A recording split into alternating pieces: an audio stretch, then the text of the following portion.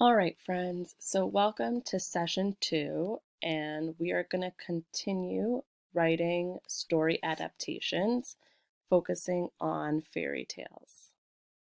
So, on Monday, you guys had a lesson from me, and we started to think of ways that authors can adapt fairy tales. And we noticed that they change the main character from a girl to a boy.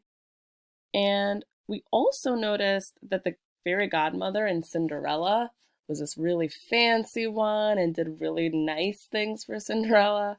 But the one in Prince Cinder's was dirty and didn't even really know how to do things correctly. And you can also notice that the stories, so the setting of the stories and the way that the story was kind of written, was that Cinderella was a lot old fashioned and Prince Centers was a little bit more modern. They went to the disco.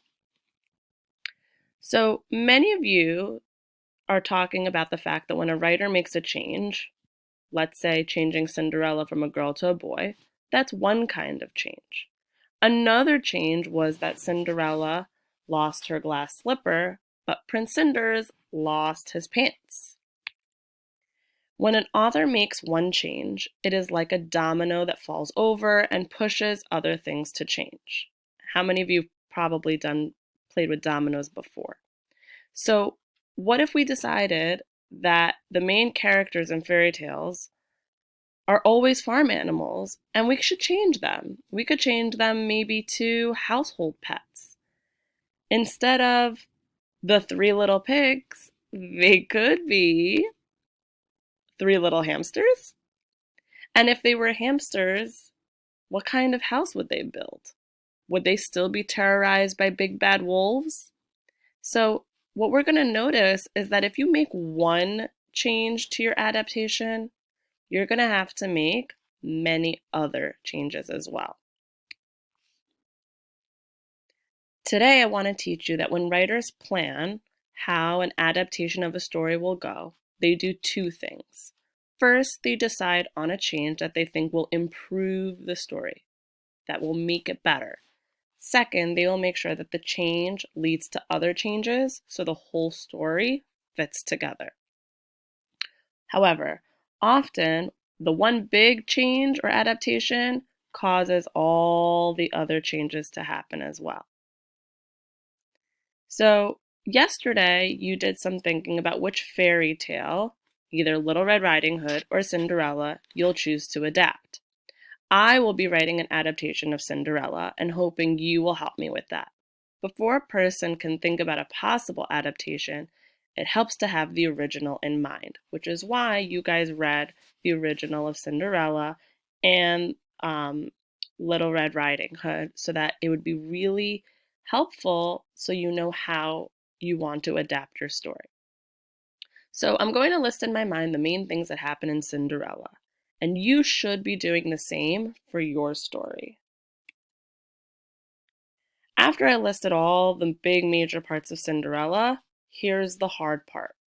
I need to think, what is an important way we could change the elements of the story to make it better? And so I usually start with thinking, is there a part of the story that I don't really agree with?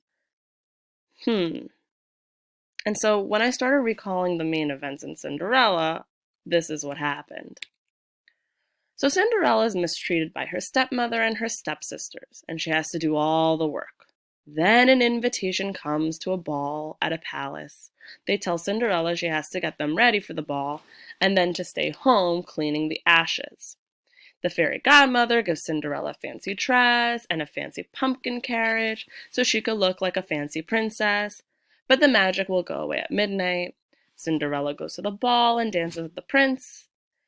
At the stroke of midnight, she runs out, leaving the glass slipper, which the prince finds. The prince searches for the owner, finds Cinderella, and they get married and live happily ever after. So when I was thinking about the story, there's just like one thing that really bothered me, something that I really want to change. It's about a girl who wants the fancy dress and a fancy car so she could get to the fancy prince. Now, for me, when I was thinking about this, it didn't seem right to me. Like, I agree that it's great to have a story where the girl gets to go and marry the perfect guy, but it just doesn't relate to the message I want to give. So maybe I need to change what Cinderella wants, what she wishes for. We will have to think about what she could wish for besides for going to the ball and marrying a handsome prince. Maybe she wants something that will make the world a better place. Maybe she wants to save dolphins, or open a library, or give homes to the homeless. So, friends, this is the major part that you need to do some real thinking. You can even pause this video right now and start thinking about your own story. Is the message that your story is giving the message you want to give? Or do you want to give a different message? And then how would that change in the story? Whichever options we decide, we will have domino reactions that we have to remember. For example, if the invitation was to a meeting to plan a new library, not a ball, then we'd need to decide if Cinderella's job was to get the mean stepsisters ready for the meeting about the library, or maybe they wouldn't even want to go.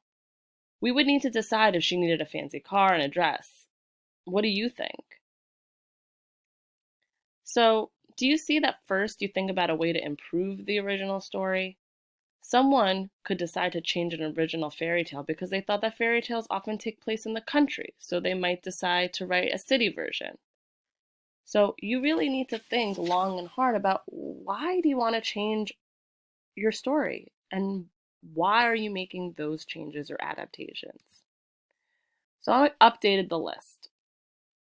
These are ways that authors can adapt fairy tales. They could change the character from a girl to a boy. They can change the godmother from a fancy one to a less fancy one. They could change the events from something that's old-fashioned to something that's modern, from something rich and fancy to something that maybe more people can relate to, and changing the motivation. Before, for Cinderella, the motivation was just to get married and find the prince. But maybe the motivation needs to be something different. For me, I'm thinking maybe I want her motivation that she wants to make the world a better place. It's just something I'm thinking about. Think about those for yours as well. So think about your story and ask those important questions. What don't you love about your fairy tale, if anything, and how might you change it? And you probably will come up to different ideas, and that's really great. Just always remember that once you make one change, it's going to be a domino effect, and how will they change the other parts of your story? Here's my suggestion for today. Get your plans down in your notebook. Don't write plans as a story. Don't start it once upon a time and tell everything bit by bit. Do write a lot of details about how things will go and write in paragraphs. It might sound like this. In my story, there will be a character named blank. And like in the classic story, she will still blank. When the story starts, I'm thinking she will blank. My other suggestions is to be hard on yourself. After you write a bit, pull back and think over your plan. So today, friends, it's not about just writing long and hard. It's about really thinking about your writing. And you might want to first do that in a notebook or on a piece of paper and then type it up. You might want to continue the brainstorming in the Google Slides. You might want to start a Google Doc and share it with me. But however way you choose to do it, just think to yourself, why am I changing this and how will it affect the rest of the story? Can't wait to see what you guys come up with.